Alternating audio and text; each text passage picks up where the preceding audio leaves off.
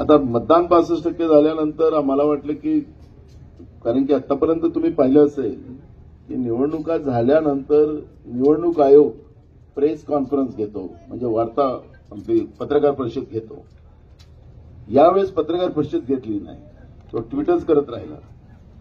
दुसऱ्या दिवशी पुन्हा 3 वाजता, पुन्हा म्हणजे रात्री झाले 11:30 वाजता, पुन्हा दुसऱ्या दिवशी 3 वाजता त्यांनी 1.3% पुन्हा मतदान वाढवलं, म्हणजे 10 लाख मतं पुन्हा वाढवले. आम्हाला आश्चर्य झालं की 76 लाख मतं रात्रीच्या अंधारात कसे वाढले. मग आम्ही पत्र दिलं निवडणूक आयोगाला, केंद्रीय निवडणूक आयोगालाही आमच्या केंद्रीय नेतृत्वाने पत्र दिलं. आम्ही राज्याच्या निवडणूक आयोगाला दिलं. राज्याचा निवडणूक आयोग सांगतो की 1 लाख बूथ आपल्या महाराष्ट्रामध्ये आहे, आपलं राज्य मोठं आहे आणि प्रत्येक बूथवर 76 मतं झालीत, म्हणजे 76 लाख होतात. मी त्यांना सांगितलं की तुमच्याजवळ एक व्यवस्था आहे की व्हिडिओ फोटो सगळे घेतात ना, आपण पाहतो ना मतदान जातो त्यावेळेस व्हिडिओ पण असतो. मग कुठं कुठं मतदान झालं ते व्हिडिओ आम्हाला द्या. तो आपला मागण्याचा अधिकार आहे. आम्ही त्यांना मागितलं, ते दिलं नाही. अजूनपर्यंत कुठलेही फुटेजेस आम्हाला त्यांनी, केंद्रीय निवडणूक आयोगाने पण, आम्ही त्यांच्याकडे पण गेलो होतो, त्यांनी पण दिलं नाही. अजूनही माहिती दिली नाही. चोर के दाढी में तिनका असं हिंदीमध्ये का होतं. आता तुम्ही मोदीची दाढीगिरी नको म्हणाल, तुम्ही नाही तर उलटच म्हणाल. तर तुमच्या मनामध्ये शंका आहे, कारण की मला माझं मत समजून घेण्याचं, मी ज्याला मत मारतो ते मत समजून घेण्याचा अधिकार तो माझा आहे, प्रत्येकाचा. आपल्याला जो मताचा अधिकार दिला, आपल्या गावांनी जी सुरुवात केली, मी तुम्हाला शालूट याच्यासाठी केलं की आपल्या गावांनी जी सुरुवात केली ही देश पातळीवर खऱ्या अर्थानं जे लोकांचा आवाज जो दबला होता की काय कसं बोलावं, कारण की मीडियात बोललं तर मीडियामध्ये हारलं, तर म्हणून हे लोक बोलतात. सुप्रीम कोर्टाने तसंच निर्णय देऊन टाकला, पण जनतेने आवाज उचलला. हे कुठल्या राजकीय पक्षांनी नाही उचलला. या भागाचे आमचे आता नवनिर्वाचित आमदार उत्तमरावजी जानकर साहेब, तुम्ही आवाज उचलल्यानंतर ते तुमच्यामध्ये सामील झाले, पण आखरी पहिल्यांदा आवाज तुम्ही उचलला गावकऱ्यांनी, की मी दिलेलं मत, हे मत मी ज्या उमेदवाराला मत मारलं त्या उमेदवाराला गेलं नाही, ही शंका तुमच्या मनात आली आणि तुम्ही आवाज उचलला. हा जनतेने आवाज उचलला, हा राजकीय पक्षांनी आवाज नाही उचललेला आहे. हे आज आलेलं तर तुमच्या याच्यात. आता हे काय पेशवाईचे लोक आहेत सगळे, आता त्याच्याबद्दल मला, आता आम्ही विधानसभेत करू, आता जेव्हा अधिवेशन चालू होते त्यावेळेस. काल पण विधानसभेमध्ये सरकारला मार्कंडवाडीच्या जनतेचा किती राग आहे ते कळत होतं. मी तर म्हणालो विधानसभा अध्यक्षाला की एक काम करा ना, मार्कंडवाडीवर चर्चा लावा विधानसभेत. तुम्ही सांगा तुमची भावना, आम्ही सांगतो. मी उद्या चाललोच आहे मार्कंडवाडीला, मी तिथल्या लोकांच्या भावना समजून येतो. आज नाहीतर पुढचं आता नागपूरला अधिवेशन सुरू होतं, तिथं मार्कंडवाडीची चर्चा लावा.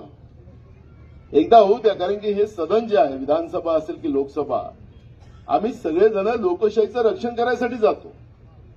लोकशाहीचं रक्षण म्हणजे तुमच्या मताचा अधिकारही सांभाळायचा आहे, तुम्हाला न्याय पण द्यायचा आहे. आणि म्हणून या देशाची लोकशाही, या राज्याची लोकशाही सुदृढ करण्याची भूमिका ही लोकप्रतिनिधीची असते, सरकारची असते.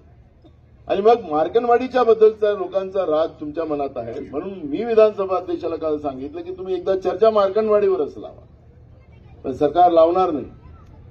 तुमच्याबद्दलचा राग किती असेल ते काल मी त्यांच्या सत्तेच्या मस्तीमध्ये पाहत होतो. एक आमदार त्यांचा शपथ घेत असताना असा बोलला, असं म्हणावं लागतंय की मी निवडून आलो म्हणून, असं म्हणावं लागते. तर त्या आमदारांनी शपथ घेत असताना सांगितलं की मी निवडून आलो नाही म्हणून. अजूनही हे चिमटे घेऊन बघतात, हे चिमटे घेऊन बघतात खरंच आम्ही निवडून आलो काय. हे यांची अवस्था अशी झालेली आहे. म्हणजे एका आमदाराने खरंच बोलून घेतला, म्हणजे शपथ घेतली, ते रेकॉर्डला आहे. तुम्ही पण आता युट्यूबला गेला तर तुम्हाला त्या आमदाराचं नाव आता मी नाही सांगणार, मग तुम्हाला सांगतो का ना, मग यांना दाखवा सगळ्या मीडियावाल्यांना. त्यांनाही माहित आहे. तर मी तुम्हाला सांगतो की ही परिस्थिती आज राज्यामध्ये म्हणजे आलेले निवडून जे आहेत या सत्ता पक्षामधले त्यांनाही वाटतं की आम्ही निवडून कसं आहोत.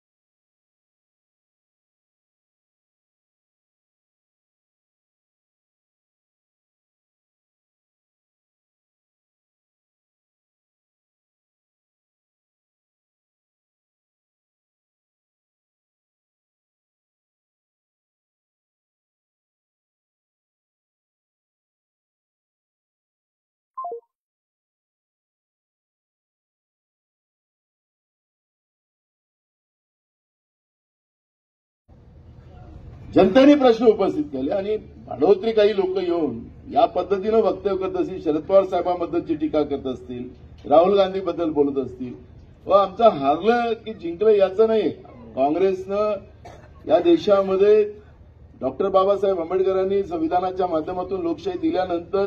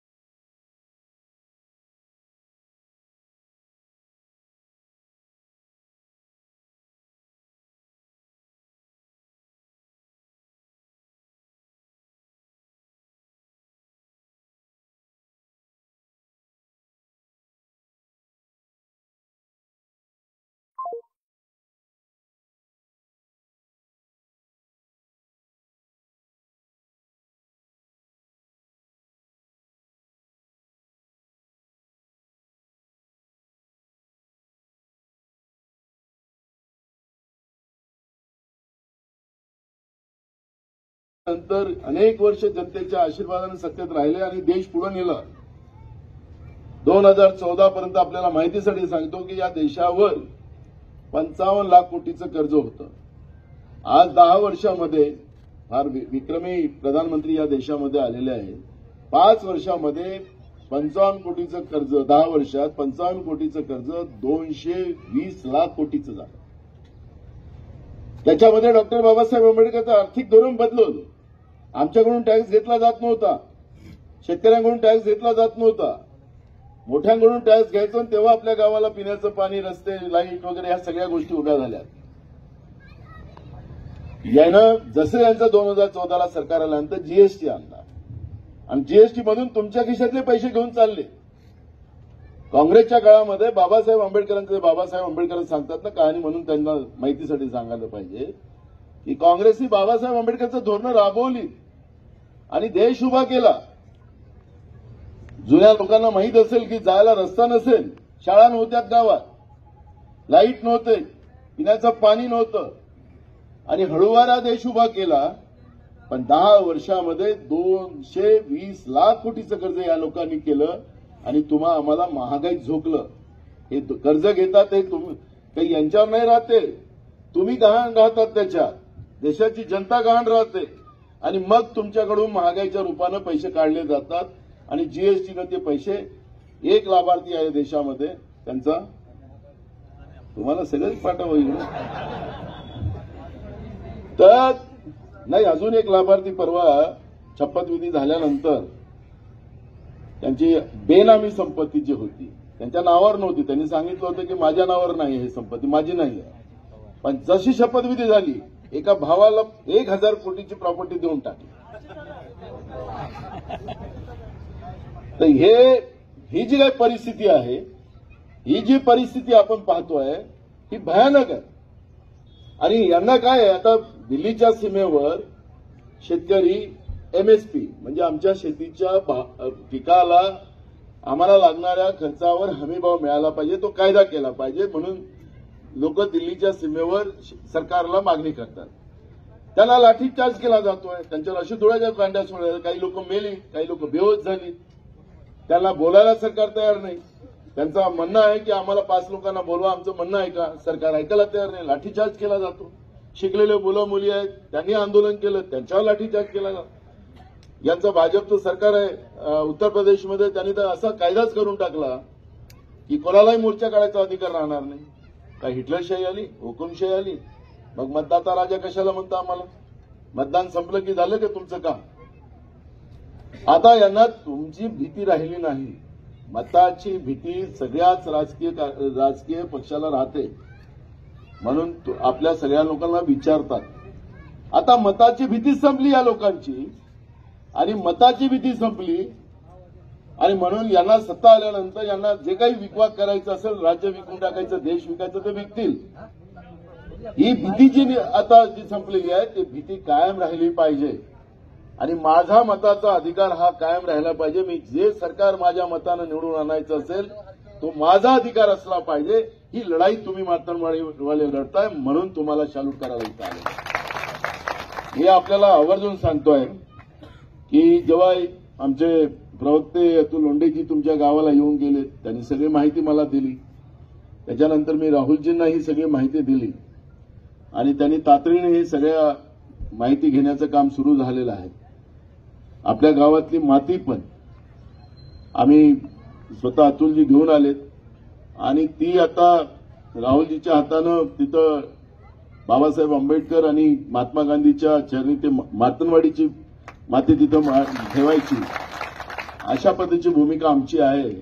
आणि राहुलजीचं स्वतःचं मत असं आहे की आता जसं एक मिठाचा सत्याग्रह महात्मा गांधींनी केला होता आणि तिथूनच खऱ्या अर्थानं देशाच्या स्वातंत्र्याची लढाई सुरू झाली होती, तशीच आता लोकशाही टिकवण्यासाठी मताचा अधिकार हा आता पूर्ण देशाच्या लोकांचा हा बॅलेटनी व्हावा, अशा पद्धतीची भूमिका राहुलजींची पण आहे. आता अधिवेशन चालू आहे लोकसभेचं, त्यांचा प्रोग्राम अजूनपर्यंत आमच्याकडे आलेला नाही. आल्यानंतर आम्ही तातडीनं त्या पद्धतीचा प्रोग्राम घेऊ आणि वेळ आलं तर ही चळवळ आपल्या राहुलजींचं जसं भारत जोडो यात्रा कन्याकुमारी ते काश्मीर जी सुरू झाली होती तशीच ही यात्रा आपल्या मातृवाडीतूनच सुरू होईल असं मला वाटतं. आणि म्हणून मी आपल्याला या निमित्ताने एवढंच सांगतोय की मी आज मुद्दामून तुमच्या गावाला आलेलो आहे. मी तर फार काही भाषण करायला आलो नाहीये. भाषण द्यायला संधी खूप आहे. काही लोक येऊन गेले तिथं भाटासारखे बळबळून गेले की राजीनामे द्यावे. बिलकुल त्यांचं आता ते निवडणूक आयोग यांचीच कठपुतली आहे. त्यांनी त्याचं एक ऑर्डर घेऊन यावं की आता पुढच्या निवडणुका या आम्ही बॅलेटवर घेऊ. तातडीनं उत्तमराव आम्ही खूप लोक आहोत राजीनामा द्यायसाठी तयार आणि जाऊ ना बॅलेटला पुढं. मी 1,00,000 मतांना निवडून येणार होतो. माझं 208 वर आणून ठेवलं. माझे मतच जसे तर करून टाकले. मी तुम्हाला सांगत आहे की आम्ही पण आम्हालाही कळायला कारण नाही. जर तुमची परिस्थिती आहे तशी आमची पण आहे, कळायलाच कारण नाही. आणि हे भयानक आहे आणि त्याचा आवाज मी तुम्हाला सांगतो. आज रायगड जिल्ह्यामध्ये सुद्धा मानगाव म्हणून आहे त्या गावामध्ये आंदोलन झालं. त्यांनी पण डेमो द्यायला गेले तर पोलिसांनी त्यांनाही थांबवलं. तिथंही लोक जमा झाली.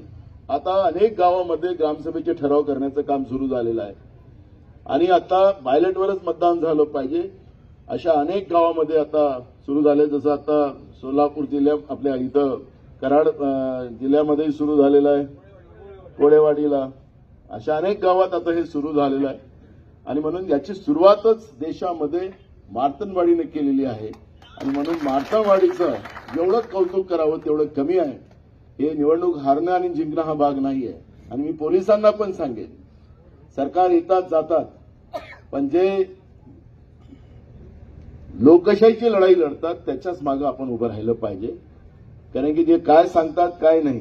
कारण इंग्रजाच्या सैन्यामध्ये जेव्हा भारतीय काही सैनिक होते, पण जेव्हा आपल्या भारताच्या लोकांवर अन्याय करायचं होतं तर ते इंग्रजातलेही काही सैन्य इंग्रजाच्या विरोधात गेलेच ना.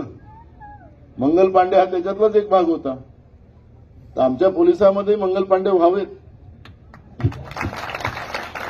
मी या लोकांची चळवळ ही लोकशाही वाचवण्यासाठी आहे, हारणे जिंकण्याची नाही आहे. इथलं कोणाला आमदार बनायचं किंवा काही बनायचं हा भाग नाही आहे.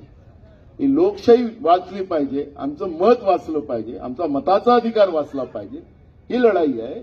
आणि जबरदस्ती आमच्या लोकांवर गुन्हे दाखल केले. 144 कशाला लावायची? 144 याच्यासाठी लावले जाते की दोन समूह हत्यार घेऊन उभे आहेत, मारतील, तणाव आहे गावामध्ये. हे लोकशाही पद्धतीनं तुम्ही मतदान आणि कोणतं काही, काल अजितदादा सांगत होते विधानसभेत, निवडणुका घेण्याचा अधिकार निवडणूक विभागाला. तर यांचं म्हणणं होतं आमची निवडणूक नाही आहे, आम्ही दिलेलं मत आम्हाला तपासायचं आहे. हे तुमचं आज मतदान केल्याने ते त्याचं उत्तमराव जानकर साहेबांना जास्त मतं मिळतील म्हणून ते ग्राह्य पकडले जाणार नाहीये. हा डेमो होता तुमचा आणि त्याला अडवण्याचं काही कारणच नाही. म्हणून तुम्हाला अडवलं याचाच अर्थ मशीन में दाल न काला नाही, दालच काळी आहे. काळी आहे, नाही तर हिंमत नाही ना त्यांना कळलं तर पाहिजे होतं. करू द्या ना, ते त्यांच्या मनात चोर नसेल. आणि तुम्हाला समजा मागपोल करायचं असेल, मागपोलचा अर्थ काय असतं, त्याला ग्राह्य पकडलं जात नाही. निवडणूक आयोग पण आपल्याला सुरुवातीला सकाळी 7 वाजता मतदान होत असेल तर तुम्हाला 6:30 वाजता अर्धा तास मागपोल करतो, सगळं मशीन क्लिअर करून. आणि मग ते ग्राह्य पकडलं जात नाही. अधिकारी असतात तुमच्या समोर, मग ते तुम्हाला तपासायला लावतात.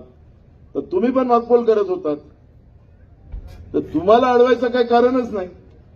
म्हणजे तुम्हाला अडवलं, हे भावाजी तुम्ही सांगितलं ना, असंच काम आहे, गडबडच आहे. आणि गडबड आम्ही हारलो म्हणून नाही, मी इथं याच्यासाठी आलो की लोकशाही वाचवण्यासाठी जे कोणी पुढाकार घेतील त्यांच्या मागे उभं राहणं. आमचं सरकारही आलं असतं, समजा मी तुम्हाला सांगतो, मी तेव्हा मला टीव्हीवाले विचारले, मी सांगितलं मग आमचंही सरकार आलं असतं आणि ही अशी गडबड दिसली असती. रात्रीच्या 12 वाजता तुम्ही सांगता की इतकं मतदान झालं, त्या अंधारात कसं झालं ते आम्हीच निवडणूक आयोगाला प्रश्न विचारला असता. कारण की आम्ही तर आलो, सत्तेत आलो, तर काय आम्ही कायम अमरपट्टा नाही घेऊन आलो. 5 वर्षानंतर पुन्हा लोकांच्या समोर जावं लागलं. तर मूळ प्रश्न असा आहे की लोकशाही वाचेल तर तुम्ही आम्ही वाचू. संविधान संपवून नाही देणार असं म्हणतात हे लोक. अहो, हे आता तुमचं मतच गायब झालं तर त्याच्यानंतर काय वाचलो, काय वाचलं? आणि म्हणून मी तुम्हाला सांगतो की ही जी काही आली पगारी लोक इकडे, त्यांना फार काही ग्राह्य कळू नका. आपल्यालाही सगळ्यांना माहिती आहे, बाबाजींना त्यांना बोलता येत नाही तरी तुम्ही इथं बोलायला आलात. तर त्याच्यामुळे या सगळ्या गोष्टीला आपण ग्राह्य पकडा. काँग्रेस पार्टी मार्तनवाडीच्या सगळ्या योद्ध्यांच्या मागे उभी राहणार हे सांगण्यासाठी मी इथं आलेलो. आणि पवार साहेबांनी सांगितलं, आज उत्तमरावजी मला काल माझ्याबरोबर होते दिवसभर, ते कालच संध्याकाळी दिल्लीला गेले. आज आमच्या तिथले सुप्रीम कोर्टाचे वकील आणि पवार साहेब या सगळ्यांशी बसून आज ते चर्चा करणार आहेत तिथं. त्याच्यामुळे त्यांना वाटत होतं की तुम्ही आमच्या गावाला पहिल्यांदा येताय आणि मी नसेल तर बरोबर नाही. मी म्हटलं तुम्ही जा तुमचं, कारण की ही पण कायदेशीर आपल्याला लढाई लढावी लागणार आहे. हे लाताचे भूत आहे, ते बातानं मानणार नाही.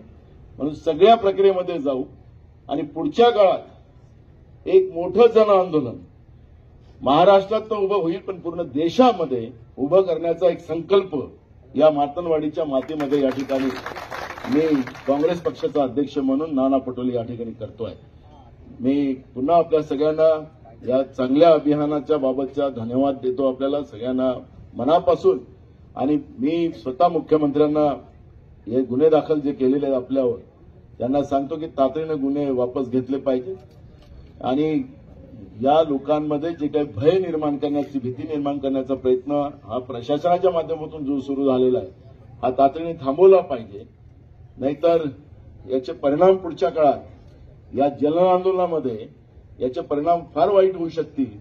हेही तुम्हा आम्हाला कोणाला नाकारता नाही अशा पद्धतीने मी त्यांना समजावून सांगणार आहे. आणि मला विश्वास आहे की आपल्याला लावलेले गुन्हे शासन वापस घेईल. नाही घेतलं तर मग लढाईच्या पद्धतीनं आपण लढू. आम्ही एवढ्या मेंढ्या एका काडीवर पिलवतो.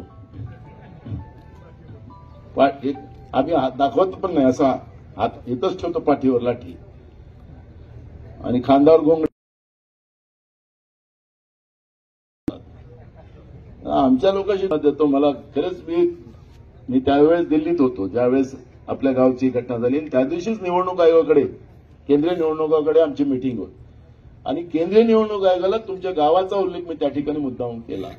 तिथेही सांगितलं मी की आमच्या महाराष्ट्रामध्ये जनतेलाच मान्य नाही हा निकाल. मार्कंडवाडीने सुरुवात केली आहे आणि म्हणून निवडणूक आयोगाला फार घाबरले. त्यांना आकडे जुळत नाही. त्यांच्या वेबसाईटवरून त्यांनी आपल्या आता महाराष्ट्राच्या ज्या निवडणुका झाल्या त्याचे सगळे आकडे काढून टाकले. पोर्टल बंद करून. चोर आहे की नाही हे सगळंच आहे. त्याच्यामुळे हे जे मशीनचं समर्थन करणारी लोक येतात त्यांचं आता काय सांगावं मला काही कळत नाही. तर जाऊ द्या. मी आपल्याला पुन्हा धन्यवाद देतो. मला पुन्हा कारण की उड्याचं कारण की मी सकाळी इथे येणार होतो. अतिक्रमण झालं. त्या अतिक्रमणामुळे मला उशीर व्हावा लागला. पण आमचे बंटी सपकाळ साहेब इथं आलेले आहेत. ते दिल्लीमध्ये राहतात. ते सध्या आता आमच्या पंचायत राज याच्यामध्ये ते काम करतात आहेत. तेही आपल्याला मार्गदर्शन करतील. पण मला जायची परवानगी द्या. एवढे धन्यवाद.